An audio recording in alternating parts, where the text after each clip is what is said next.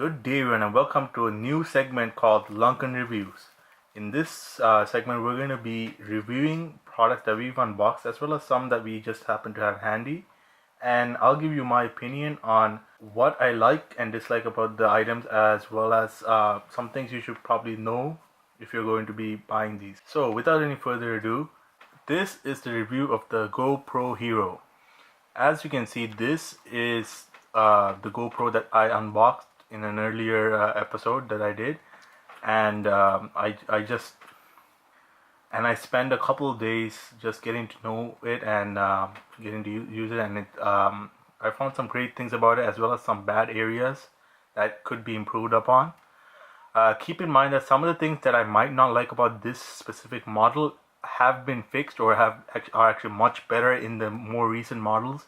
For example, the GoPro Hero 4, which comes in black and white, and those two actually have a lot more features than this one. This model, the GoPro Hero, is actually a stripped down version of the Hero 3 that is made to target the entry-level GoPro consumer. So this is actually not the first version that came out, but it is the version that's meant to target the entry-level market, and that way the price range is actually much more reasonable, and almost anybody who's interested in getting a camera that is compact and easy to mount can get their hands on this for a relatively small price.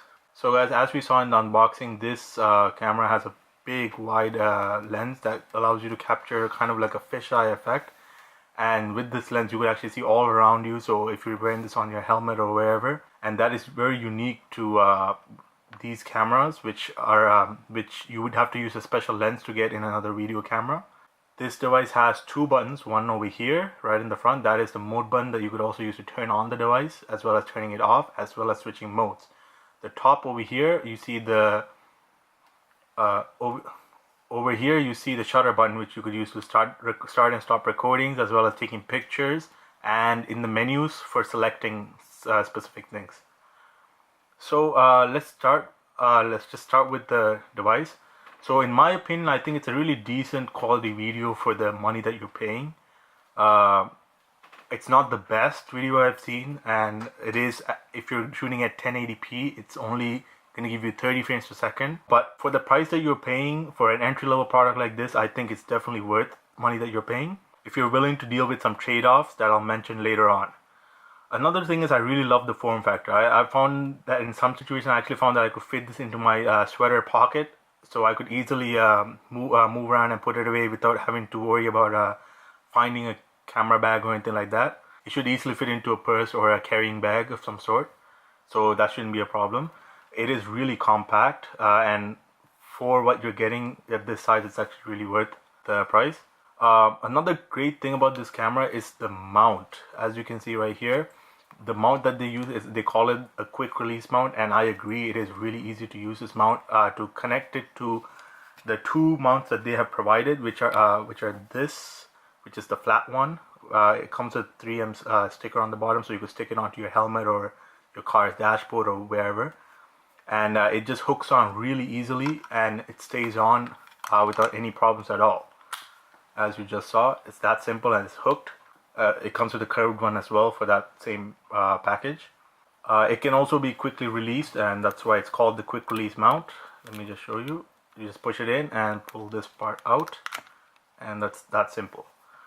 So the quick mount is awesome, and the other cool thing about this is this device has a very large mount ecosystem. So they actually have many different, if you just check online, you'll find that their own site as well as many other sites online you'll be able to find very easy and somewhat price friendly different mounts that you could use for different things.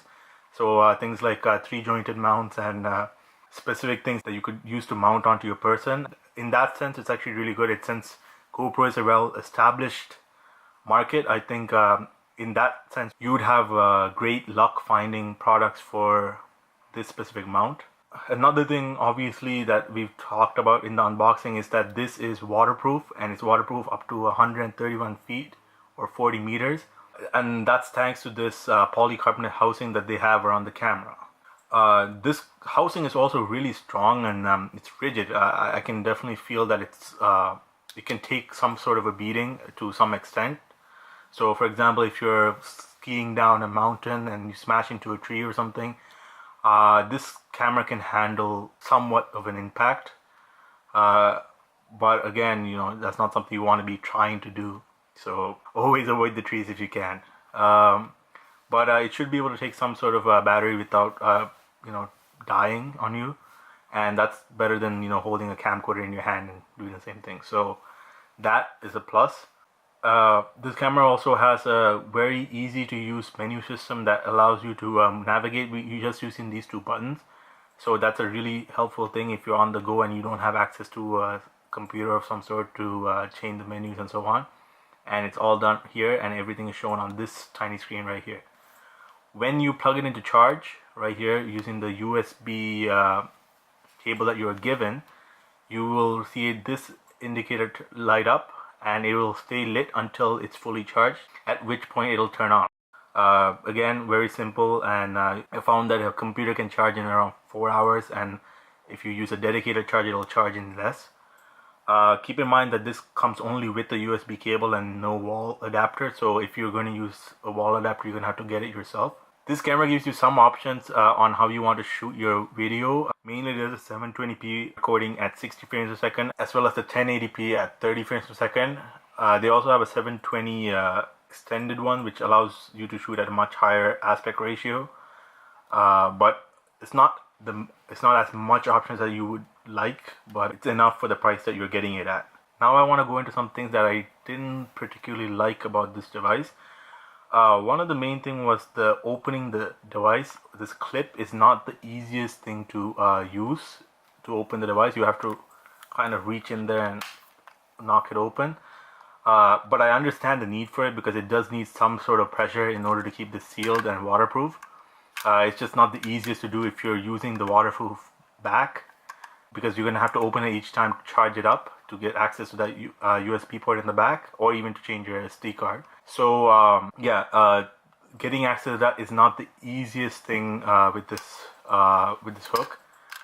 But again, that's something you're gonna have to deal with if you want to do waterproof, like underwater recording. Another thing is this camera, unlike the GoPro Hero 4, cannot be taken out of its protective polycarbonate casing, which means this casing is like, even though it appears to be kind of two different things with like a camera inside the casing, it's actually not. You cannot take it out, which is not the worst thing, but because you cannot take it out, if you break the casing somehow during an accident or something, you're gonna not be able to swap out just the casing. You're gonna have to probably buy the whole camera, because after you break it, you won't be able to get in. It won't be waterproof again. So that's a big problem. And if you like break this lens or something, that's going to be another problem. It's going to be hard to replace just the casing, so you're going to have to probably switch the whole camera itself. But again, for the price, I don't know. It's completely up to you whether or not you're willing to take that risk. Another thing is, obviously, because this is such a compact camera, the battery is built in, and there's no ability to attach any sort of external power to this like you can with the Hero 4, which means that you're kind of stuck if the battery dies and you're out doing some sort of recording session outside. So you're gonna have to take a charger with you or something and do it, especially if it's underwater and there's no way at all to charge while you're recording, so you're going to be stuck. Something that kind of bugged me was that there is no viewfinder at all. I know the Hero 4, one of the versions of it, I think the black version, had the viewfinder built in, and I actually liked that idea, because the thing is, without a viewfinder, it may not seem like it, but it's actually really hard to kind of box up the image that you're trying to shoot. So if you're holding this camera, you don't really know what you're getting in the frame and what you're not. I mean, the lens, the curved lens, and like the fisheye, it allows you to, like, it's a pretty big, like, expansive view, so you don't have to worry too much. But the thing is, you really don't know what you're getting in the lens, and that might be a problem for you if you're particular about what area you want to video. So this might not be the best for like a multi-camera setup where you want to make sure you have the perfect angle. But generally, if you point it in a direction, you should be okay. It should be getting everything as long as you're some distance away from whatever you're shooting. Last thing I didn't really like about this is that there is no built-in memory. So The only memory that you get on this device is the memory that you get on your SD card, which by the way you have to get separately, which it doesn't come with. So this, as you can see, is my SD card by Lexer, and this camera can only hold 32 gigabytes, so no more than that. It wouldn't, I assume it just wouldn't detect it. So 32 is the maximum it can support, and the SD card has to be a class 10 or UHS-1, or it wouldn't work. It wouldn't be compatible with this camera, which depending on your circumstances, it's okay. I like the fact that it has a micro SD card slot, which some devices actually don't even come with anymore. So it's great that you could have expandable memory, but I would have assumed that they would have had at least like a gig or two built in, so that if you did run out, or if you just forgot to bring the SD card, you would still have some sort of capability of recording on the device itself. So that's definitely something I'm concerned about. I have a couple other things, but they're not really bad things. I just wanted to make sure you guys knew this. Basically, this also comes with a skeleton door. This one right here. The skeleton door is basically a door that you could use if you're not filming in any situation where water might come into the device. So if you don't want the device to be waterproof, if you're just filming outside in a dry or not so dirty location, then you could use a skeleton door. And to use that, you basically just open it up, and then you just pop it out, and you could swap it with the skeleton door and pop it back in like that, and then it'll close up just like the other door did, and there, and you have a skeleton door.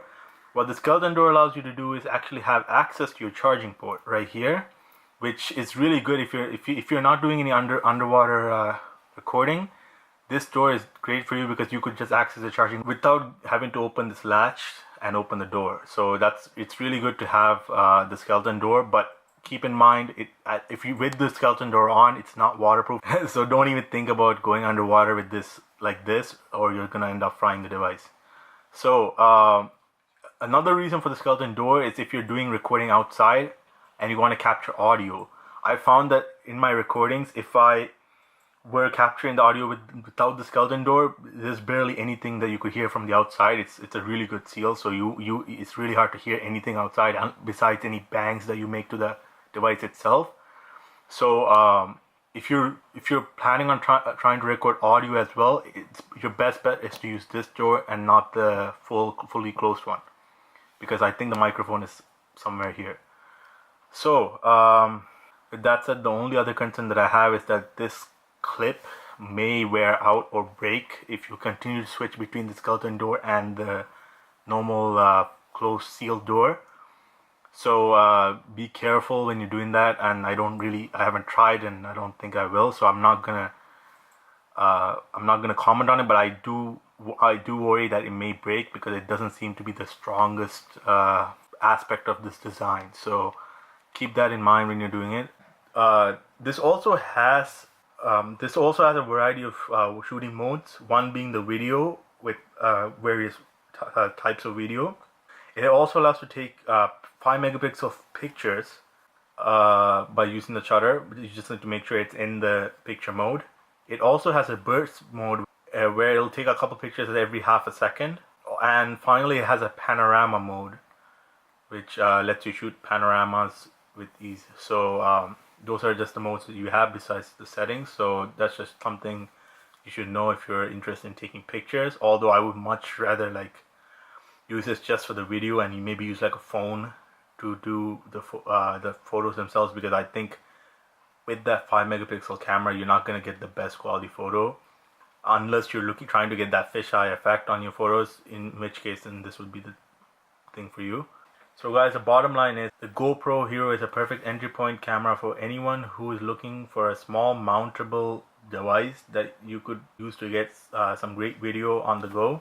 It's a pretty decent quality for the price that you're paying, but it's definitely not one of the best camcorders you could get. So if you're looking purely just for a camcorder, you're better off with buying almost anything else. But if you definitely need something that you could mount, that you could take anywhere and that could take a good beating and is waterproof, then this is a great entry-level camera for you and at a decent price.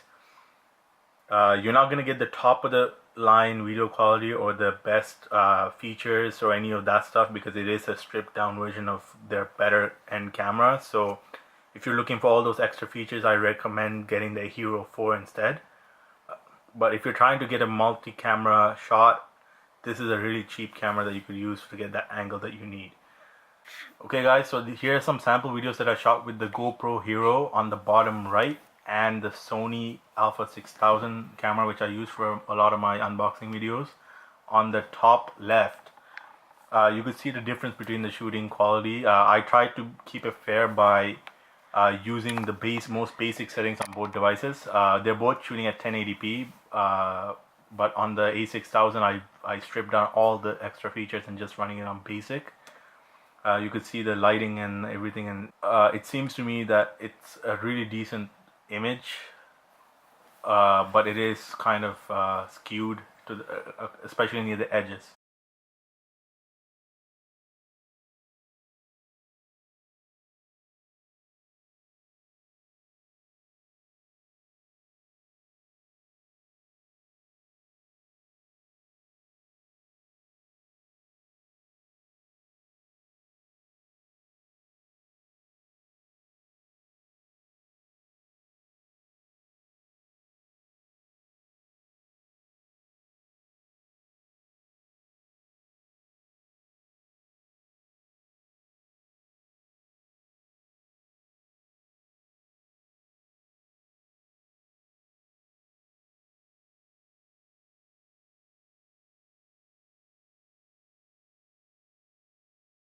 These are also some images that I took using the GoPro as well as the A6000. Just look below for which device these images are from. But as you can see, they're pretty decent, and I'll let you guys decide if you like this or not.